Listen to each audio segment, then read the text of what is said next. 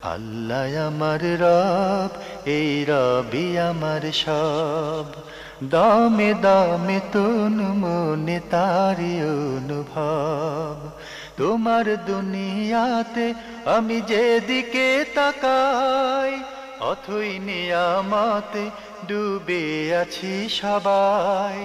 পাক পাখালির গানে শুনি তসবি কালো রব, তসবি কালো রব। আল্লাহ আমার রব, এই রবি আসসালামু আমার আলাইকুম, সব। আলহামদুলিল্লাহ, আসসালাতু ওয়াসসালাম আলা রাসূলিল্লাহ। প্রিয় দর্শক, আপনারা যারা দেশে আছেন প্রবাসে, সবাইকে জানাই অনেক অনেক প্রীতি ও শুভেচ্ছা। শুরু হলো অ্যান্টিবা আয়োজিত এবং লাভ হলো নিবেদিত অনুষ্ঠান আপনার জিজ্ঞাসা। আপনাদের সাথে আছি আমি জাইনুল আবেদিন আজাদ। আর আপনাদের মনে থাকা প্রশ্নের জিজ্ঞাসার জবাব দিচ্ছেন বিশিষ্ট আলেম ডক্টর মোহাম্মদ সাইফুল্লাহ। আসসালামু আলাইকুম ওরহমতুল্লাহি ওবারাকাতুহু।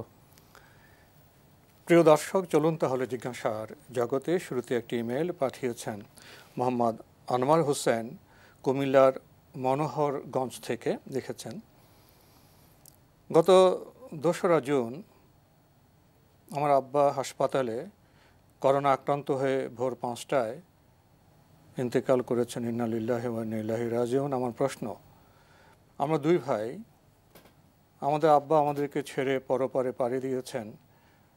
এখন আমাদের বাবার জন্য কি কি দায়িত্ব পালন করা উচিত? ইসলামে এ বিষয়ে কি বলা হয়েছে? সবচেয়ে সহজ কাজ, যেটা আপনাদের জন্য কোনো আর্থিক খরচ নেই, কোনো কষ্ট নেই, এবং বড় কোনো পরিশ্রম করতে হবে না, সেটা হচ্ছে শুধু বেশি বেশি দোয়া করবেন।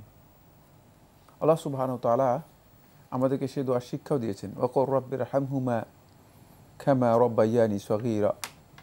সুতরাং বেশি বেশি করে আল্লাহ রাব্বুল আলামিনের কাছে এভাবে দোয়া করতে হবে, আল্লাহুম্মা গফির লাহু ওয়ারহামহু ওয়াআফিহি ওয়াআফু আনহু, আল্লাহুম্মা ওয়াসি মুদখালাহু ওয়া আকরিম নুজুলাহু।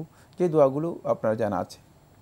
যদি আরবি না জানেন বা সুন্নাহর যে দোয়াগুলো আছে সেগুলো না জানেন, আপনি বাংলায় যে কোনো ধরনের দোয়া করতে পারবেন। তাদের মাগফিরাতের জন্য, তাদের ক্ষমা এবং জান্নাতের জন্য আল্লাহ রাব্বুল আলামিনের কাছে আপনি দোয়া করবেন। এটা হলো প্রথম পয়েন্ট।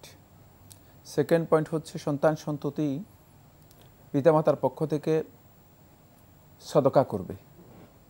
রাসূলুল্লাহ সাল্লাল্লাহু আলাইহি ওয়াসাল্লাম এর একটি হাদিস হয়েছে সহিহ মুসলিমের মধ্যে, যে আল্লাহ নবী সাল্লাল্লাহু আলাইহি ওয়াসাল্লামের কাছে এক মহিলা এসেছেন। তিনি বলেছেন যে, আল্লাহ রাসূল সাল্লাল্লাহু আলাইহি ওয়াসাল্লাম, আমার মা মারা গিয়েছেন, তিনি সদকা করার ইচ্ছে পোষণ করেছেন, তিনি জীবিত থাকলে সদকা করতেন।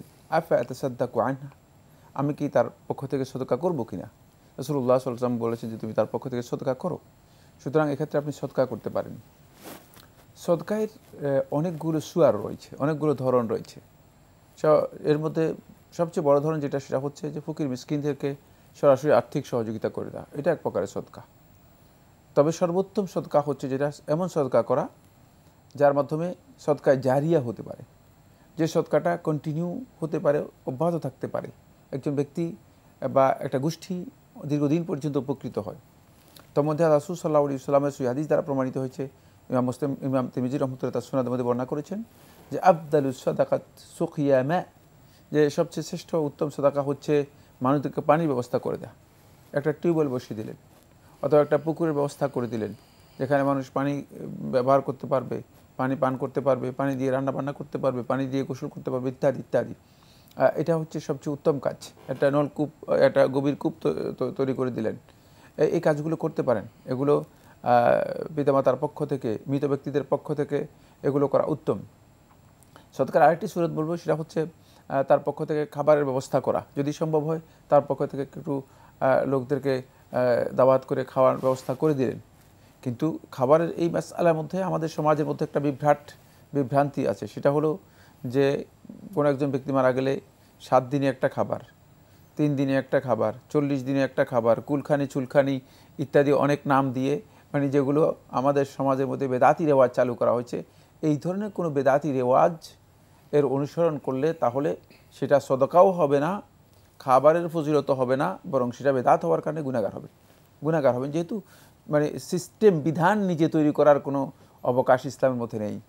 ইসলাম যেটাকে অনুমোদন দিয়েছে, সেটাকে যেভাবে অনুমোদন দিয়েছে সেইভাবে অনুসরণ করার নাম হচ্ছে ইবাদত।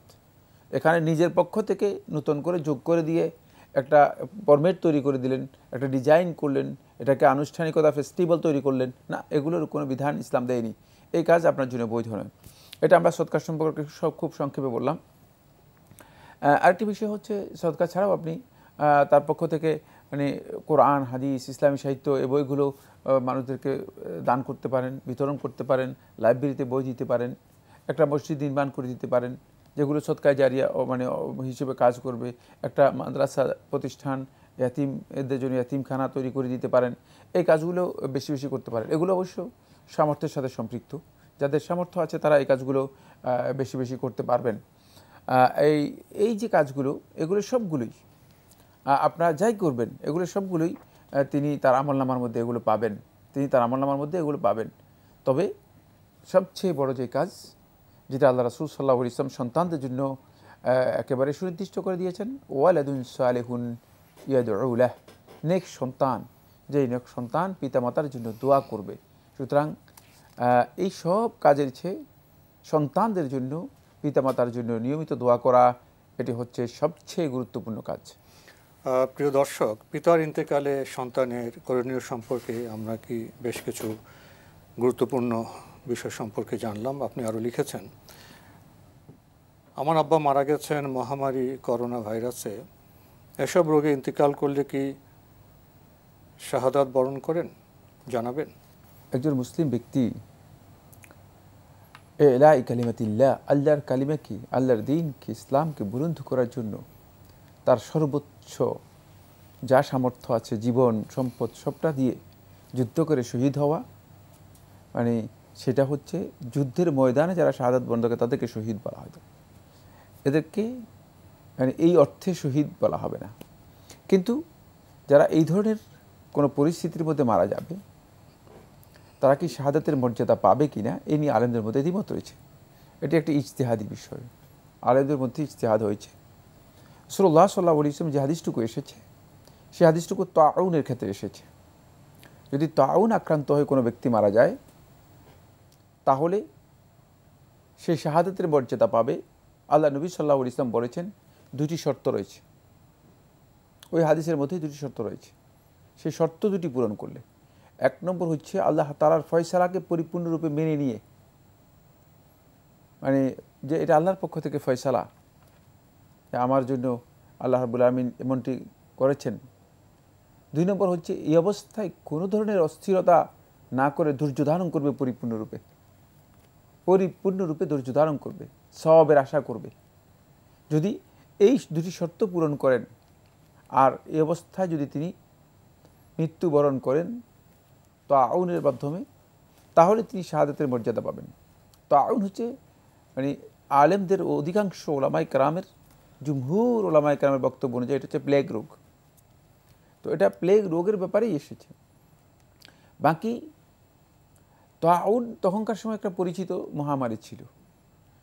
একদল আহলুল ইলম ওলামায়ে কেরামগণ বলেছেন যে রাসূলুল্লাহ সাল্লাল্লাহু আলাইহি ওয়াসাল্লাম তাউনের কথা উল্লেখ করেছেন কামিসাল, একটা উদাহরণ হিসেবে, এক্সাম্পল হিসেবে, একটা উদাহরণ হিসেবে, যেহেতু সেটা পরিচিত ছিল সবার কাছে। মানে এটা পরিচিত মহামারী ছিল। মানে এর মাধ্যমে আল্লাহ রাসূল সাল্লাল্লাহু আলাইহি ওয়াসাল্লাম ইঙ্গিত করেছেন যে এই ধরনের মহামারী যেগুলো ব্যাপক প্রাণনাশের কারণ হয়ে থাকে এবং যেগুলোতে মানুষ ক্ষয়ক্ষতি হয় অনেক বেশি, খুব অল্প সময়ের মধ্যে অনেক লোকের মৃত্যু হয় এবং অল্প সময়ের মধ্যে অনেক রোগ আক্রান্ত হয়, এই সমস্ত মহামারীকে বোঝানোর জন্য আল্লাহ রাসূল সাল্লাল্লাহু আলাইহি ওয়াসাল্লাম তাউন শব্দটা ব্যবহার করেছেন এবং এই বক্তব্যকে সাপোর্ট করেছেন এই যুগেরও অনেক ওলামায়ে কেরাম এবং মুতাকাদ্দিমিন, পূর্ববর্তী যুগেরও অনেক ওলামায়ে কেরাম এই বক্তব্যকে সাপোর্ট করেছেন। এটি বিস্তারিত আলোচনা রয়েছে এই বিষয়ের উপর। শেখ আল ইমাম আল হাফিজ ইবনে হাজার আসকালানী রাহমাতুল্লাহ একটি কিতাব আলাদা রচনা করেছেন। যাই আমি সেদিকে যাচ্ছি না। মুদ্রা কথা যেটা সেটা হচ্ছে এই, মানে এখান থেকে বোঝা যায় যে এটা আসলে ব্যাপক মহামারীকে হতে পারে। এক্ষেত্রে ব্যাপক মহামারী যদি কোনো ব্যক্তি আক্রান্ত হন আর তিনি যদি সত্যিকার ঈমানের উপর সাবিত কদম থাকেন এবং রিদা বিল কদর, আল্লাহ তাআলা যে কদর রয়েছে, তাকদীর রয়েছে, বরাদ্দের উপর সত্যিকার সন্তুষ্ট থাকেন এবং ধৈর্য ধারণ করে সওয়াবের ইহতিসাব করেন, আর যদি সেখানে তার মৃত্যু হয়ে যায়, তাহলে তিনি আমরা আশা করি যে এই ফজিলতটুকু পাবেন, শাহাদাতের এই শাহাদাতের মর্যাদা পাবেন। কিন্তু তাকে শহীদ বলা হবে না।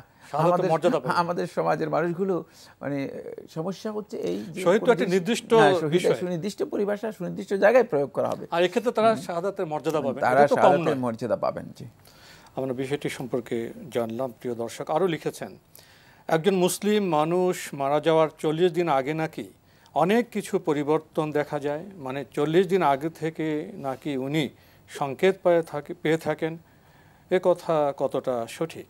না, এই মর্মে কোনো সঠিক কোনো বর্ণনা বা সহি কোনো বর্ণনা আমাদের জানা নেই। মানে রাসূলুল্লাহ সাল্লাল্লাহু আলাইহি ওয়াসাল্লামের কোনো সহি হাদিস আসেনি যে 40 দিন আগে তিনি জানতে পারেন অথবা কিছু ইঙ্গিত পেয়ে যান মৃত্যুর আগে। একথা সঠিক নয়, একথা সঠিক নয়। বাকি একথা আমি অস্বীকার করছি না যে আল্লাহর সত্যিকার ইমানদার বান্দা, যার আল্লাহ রাব্বুল আলামিনের সাথে কুরবত রয়েছে, নৈকট্য রয়েছে, আল্লাহ তাআলার প্রতি ভালোবাসা রয়েছে, অবশ্যই মানে কোনো না কোনোভাবে হয়তো তিনি মুলহাম হতে পারেন, ইঙ্গিত প্রাপ্ত হতেও পারেন। কিন্তু এটা কমন বিষয় নয়, এটা নিশ্চিত বিষয় নয় এবং কমন বিষয় নয়। সুতরাং এটাকে কমন হিসেবে বলতে হলে দলিল থাকতে হবে, সেই দলিল আমাদের কাছে নেই। আল্লাহ আমার রব, এই রবি আমার সব। আল্লাহ আমার রব, এই রবি আমার সব। হাতে আরও একটি ইমেল, এটি পাঠিয়েছেন তামান্না বেগম, ঝিকরগাছা, যশোর থেকে লিখেছেন, আমার একজন হাদিস অস্বীকারী আত্মীয় হাদিস সম্পর্কে বিভিন্ন প্রশ্ন করে আমাকে বিব্রতকর অবস্থায় ফেলেন, হাদিস সম্পর্কে ঠাট্টা তামাশা করেন। আশা করছি প্রশ্নগুলোর উত্তর দিয়ে তাকে আল্লাহর পথে ফিরিয়ে আনতে সাহায্য করবেন। প্রশ্ন 1, সহিহ মুসলিমের 1602 নম্বর হাদিস অনুযায়ী হযরত মুহাম্মদ মুস্তাফা সাল্লাল্লাহু আলাইহি ওয়াসাল্লাম একজন দাসকে 2 জন কৃষ্ণাঙ্গ দাসের বিনিময়ে কিনে মুক্ত করেন। 2 জন কৃষ্ণাঙ্গ ব্যক্তির মূল্য কি একজন শ্বেতাঙ্গ মানুষের সমান? এই হাদিসটি বুঝিয়ে বলবেন। ধন্যবাদ। এখানে প্রশ্ন করেছেন যে ভাই, তিনি অবশ্য প্রশ্নের শুরুতে উল্লেখ করে দিচ্ছেন যে হাদিস অস্বীকারী একজন ব্যক্তি, হাদিস অস্বীকার করা কুফরি, মানে হাদিস অস্বীকারী একজন কাফির।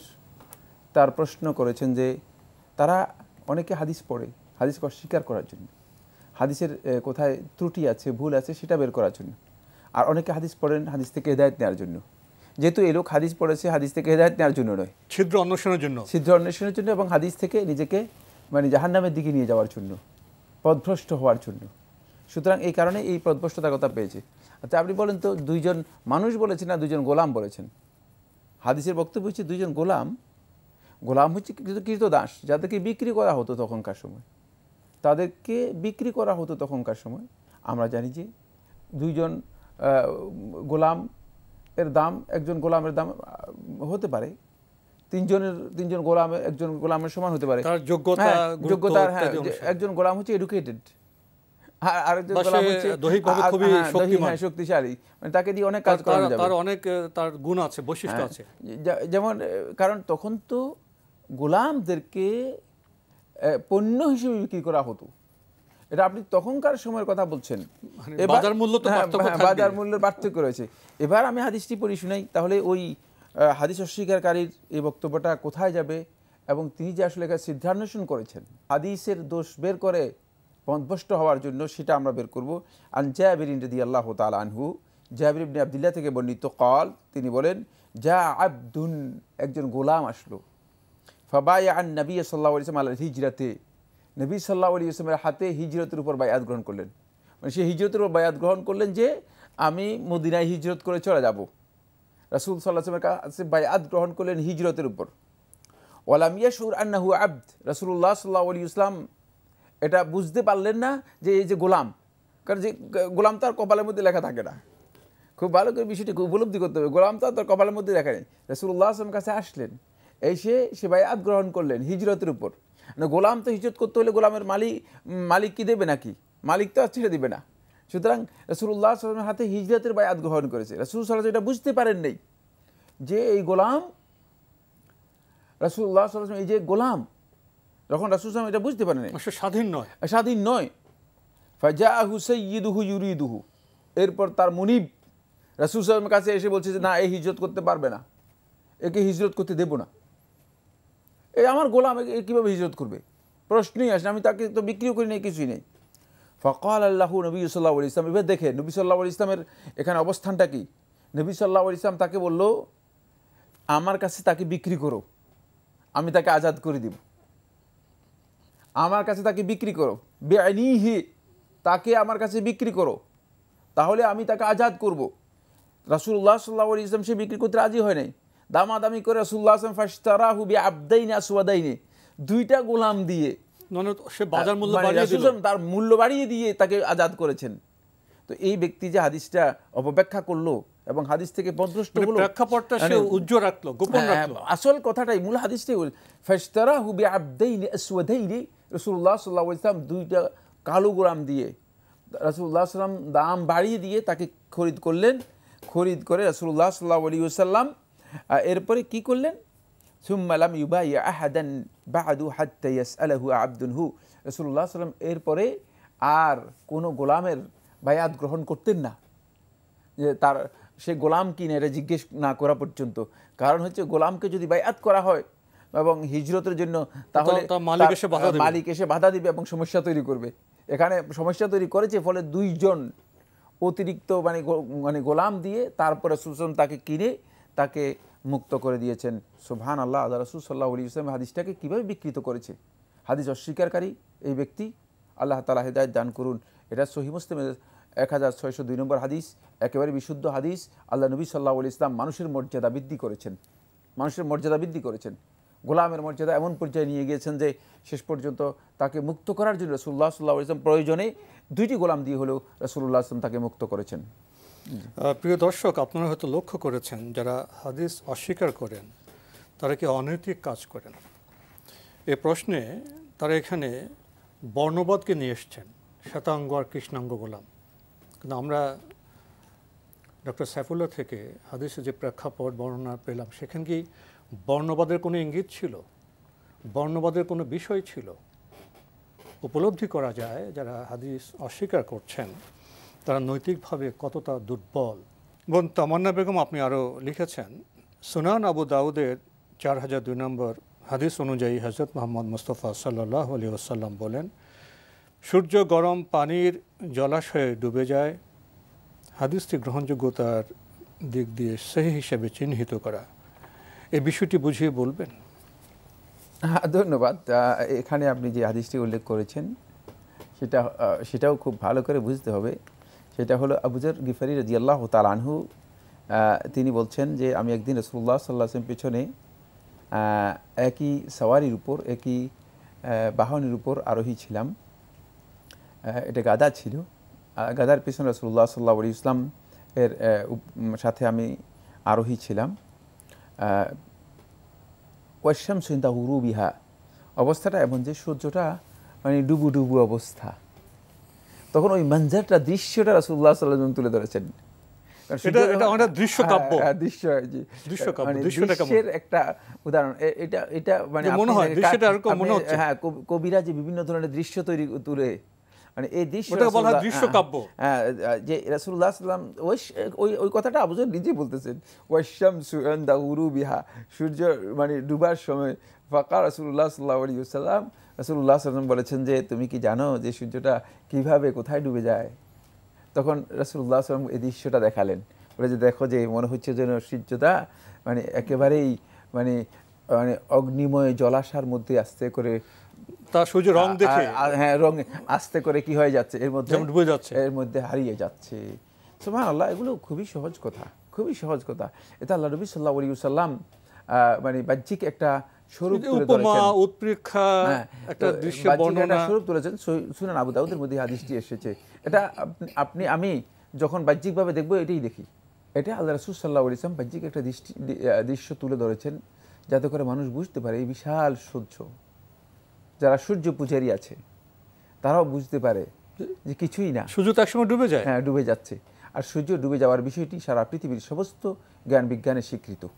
সুতরাং যিনি বলেছেন তিনি মানে অপ্রয়োজনীয়, সূর্য ডুবে যায় অথচ মানে সূর্য ডুবে যায় না একথাও সত্য, আবার সূর্য ডুবে যায় এটাও সত্য। না, আমরা যারা কক্সবাজার সমুদ্রে বেলাভূমিতে গিয়েছি আমাদের কি তো আমরা সূর্য কি বলা হয় সূর্য ডোবার দৃশ্য আমরা দেখছি যে কক্সবাজার সমুদ্র সৈকত থেকে ডুবে যাচ্ছে। আমার এই বর্ণনা কি সত্য? আমি তো সেখানে বিজ্ঞানের কথা বলছি না, আমি সেখানে দৃশ্য কাব্যের কথা বলছি, দৃশ্যের কথা বলছি, স্বাভাবিক একটি বর্ণনা দিচ্ছি। ওইটাই রাসূলুল্লাহ সাল্লাল্লাহু আলাইহি ওয়াসাল্লাম তুলে ধরেছেন। কারণ সূর্য ডুবার বিষয়টি আল্লাহ নবী সাল্লাল্লাহু আলাইহি ইসলাম এর হাকিকত নবী সাল্লাল্লাহু আলাইহি ওয়াসাল্লাম জানেন, কিন্তু নবী সাল্লাল্লাহু আলাইহি ওয়াসাল্লাম এর হাকিকত দৃশ্যের বর্ণনা দিচ্ছেন।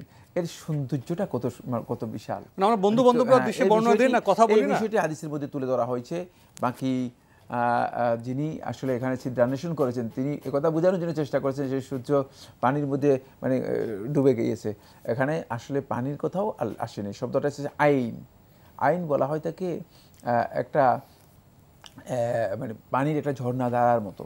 আপনাদের সূর্য ডুবার সময় এমন একটা মানে হয় যে মনে হয় যেন চতুর্দিকে কেমন মানে পানির যে একটা ঝর্ণার মতো একটা অবস্থা তৈরি হয়ে থাকে, যেটা রং দেখা যায়, বিভা দেখা যায়, ভিন্ন একটা রং তৈরি হয়ে থাকে, যে রংটা মনে হয় যেন মানে ফুটন্ত একটু উষ্ণ ভাব এর মধ্যে আসে।